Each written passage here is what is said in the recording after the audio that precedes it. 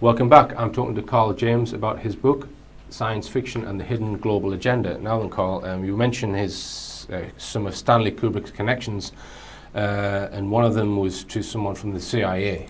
So this is Alfred Hubbard, yeah? Yeah. So just tell us about him. Well, basically, the story goes that he introduced Kubrick to LSD, and Hubbard is known to have been a key player in the CIA's LSD distribution network, and he was a high-level officer in the OSS as well. He was allegedly involved with the Manhattan Project, and he also worked for NASA via a subcontractor called Teledyne, which was a defence subcontractor during the 60s. And what basically that he did was testing psychochemical agents on astronauts and pilots for the US Air Force and NASA and that. So it's interesting what some people have said about the NASA astronauts, you know, this idea of possible mind control program and that sort of thing. And you've got sort of NASA closely connected with somebody who's actually doing that sort of thing, testing. Well, the Apollo 11 astronauts certainly looked like they were under mind control in their press conference when they came back from, well, when they allegedly came back from the moon. All right, well, let's look at some of the clues in the films, Carl. Yeah. And just to reiterate, this guy is not someone who's just putting something accidentally in his... He's in charge of every minute aspect of dressing the set. Including choosing the carpets, choosing people's clothes, everything. Right? Some directors wouldn't get that level of involvement, but I mean, he drove the crew mad with his level of involvement. Right. He really did. He was just. And he's someone who's probably thinking on different levels as well. I would say so. Right. Yeah. Just tell us about. Well, I mean, because this has been covered in feature-length films by other. You just want to touch on that. Yeah, I mean, certainly, Room 237 is a documentary that talks about the symbolism in The Shining, and it actually features the researcher Jay Widener in it as well. And he does put across, given the limited amount of time he's got to appear in, he puts across some points, that he's covered in his own films, like Kubrick's Odyssey, which is an interesting one. Talks about the front screen projection as well.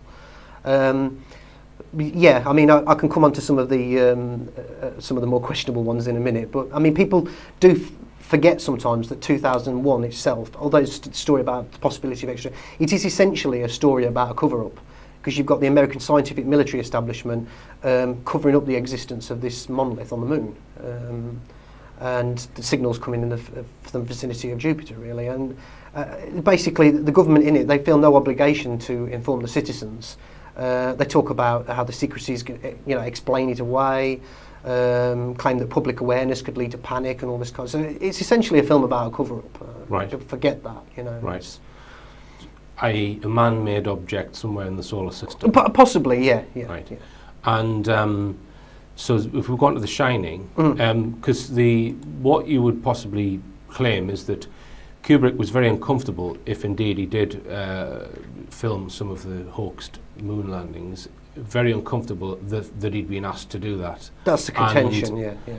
He can't possibly speak about it because he'd get murdered. Well, I mean, some people say that eventually did happen to him, but yeah. So he's trying to tell everyone about this, using a different layer in particular in The Shining. So just tell us what the clues are then. It's subtext, really. I mean, there's been a number of researchers have pointed out loads and loads of examples, so I'm not sort of pointing out anything original here. This is what a lot of other researchers have put. There's this scene where Jack Nicholson's character, Jack Torrance, is interviewed by the manager, and people say that's a metaphorical sort of his induction into whatever NASA was getting Kubrick involved with.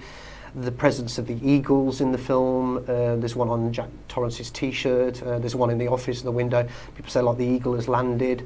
Also the typewriter that he types all work and no play makes Jack a dull boy on it. That's an Adler typewriter, which the word for Adler in German word is eagle. Basically in German it's Adler. In the room where the typewriter is, there's these Indian totems that are painted on the wall. I don't know if they're like a tapestry or something like that, but they basically, some people say they look like the Saturn V rockets taking off. There's also this really interesting scene where Torrance's son, Danny, is sitting playing with his toys on the carpet in the corridor. He's got a jumper on, which has got a white rocket on it, which is Apollo 11 USA on it. Some people say that the hexagon pattern on the carpet vaguely resembles the Saturn V launch pad and things like that. So the bit on the typewriter, was that meant to be a euphemism for Apollo?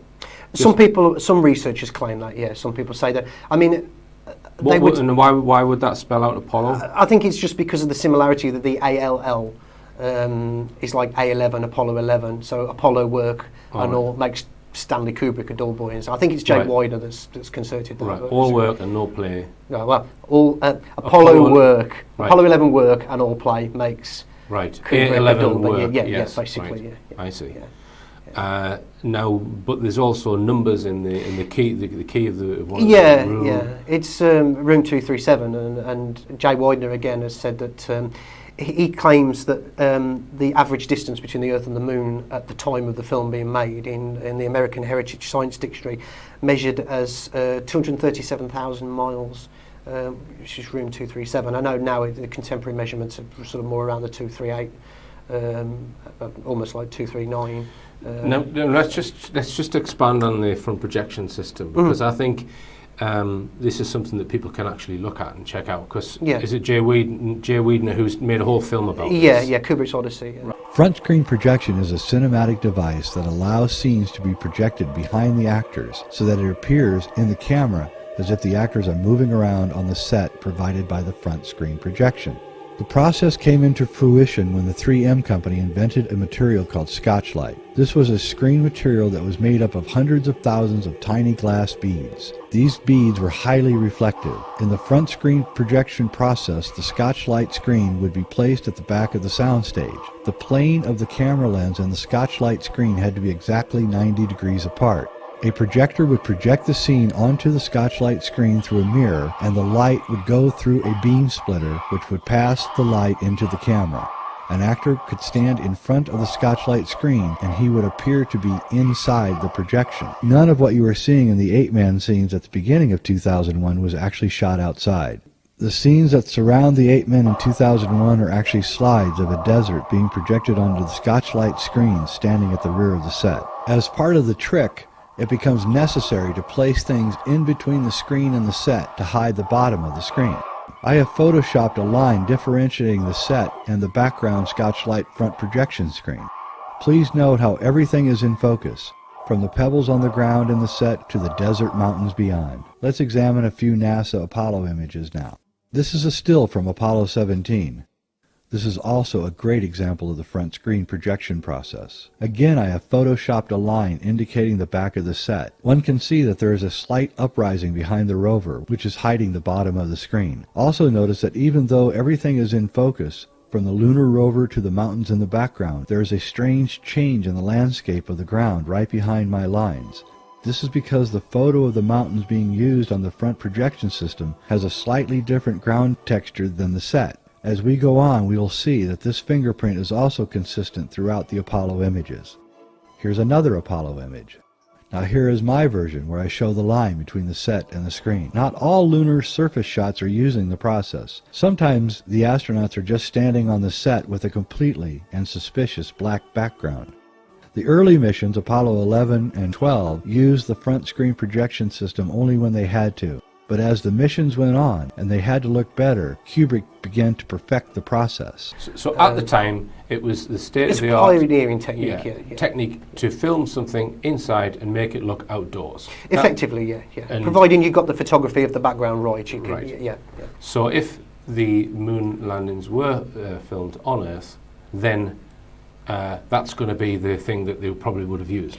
Possibly. I mean, you've got to consider what they would have used as the backdrop. I mean, if they're going to make it look like it's actually the moon, you know, they're going to have something to work with. But of course, even when you look at the images of the moon, there's inconsistencies in the mountain ranges and things like that in the background. So, and also you've got this differential between the foreground, almost like rough foreground, smooth background, like a differentiating line between the two, which some people argue would, if that was the technique that was being used, it would be the differential between what was real in the foreground and the projection.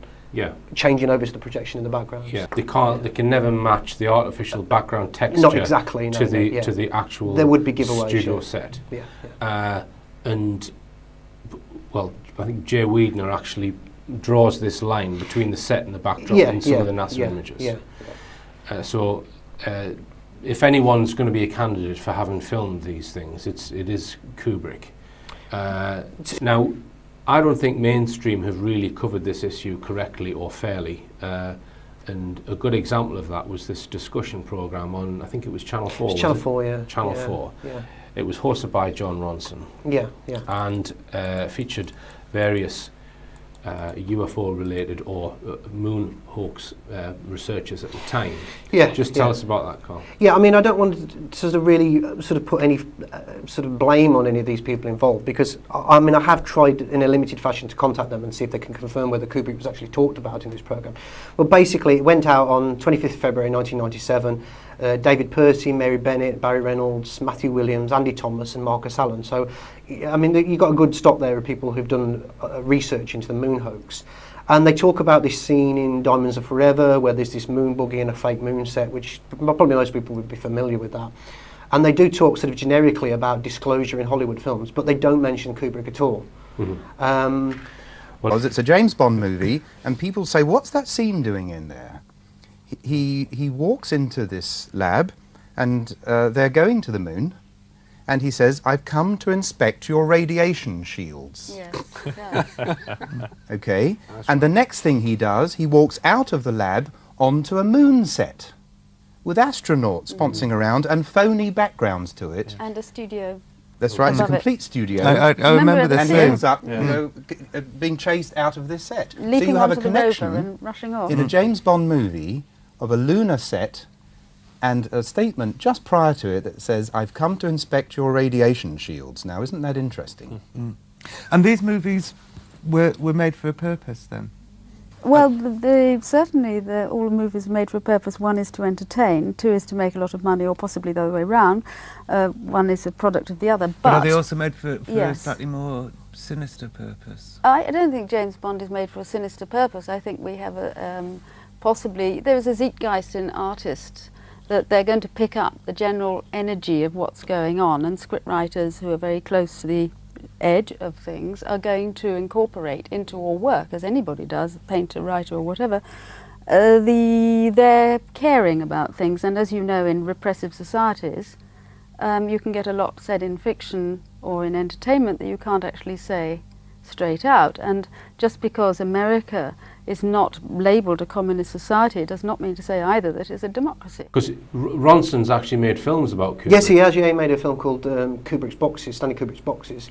He interviewed his widow, Christiane Kubrick, for the Guardian newspaper as well. I mean, he's done a lot of... He's a big fan of Kubrick, very big fan of Kubrick. So in these interviews that Ronson is hosting, and frankly is very patronising in my opinion, and some of his attempts to... his quips at some of the guests are, in my opinion, desperate. And he actually says, he turns to, I think it's David Percy, and he says, surely the natural progression of your investigation would be to try and find out the people who took the photographs where the moon landing was faked, the television studio. Have you never been interested in trying to discover that? Yeah, he says that. Yeah, that's it, yeah. Right? Yeah. But then there's no discussion of Kubrick. No, that's right. So it's got to have been removed from Yeah. that programme, which is what Yeah. mainstream media do. They get a whole load of people who are interested in a particular issue, they film them for 5 hours, and then they put 1 hour out of what they want people to see. Yeah. And I that's mean, what I suspect happened with that programme. Yeah, I mean, you could argue that it was edited out, you know, but nothing's ever been mentioned about it. I'd like you, because there are so many things about John Ronson as well that you know, Okay. I mean, I'm not expand But so that's a big sort of question hanging over it. I can't understand, but given what I've come to understand about the way the Kubrick sort of Apollo connection is discussed, if it did happen, I wouldn't be entirely surprised. I mean, All right then, Carl, we're going to go for another break and we'll continue this discussion in a few minutes.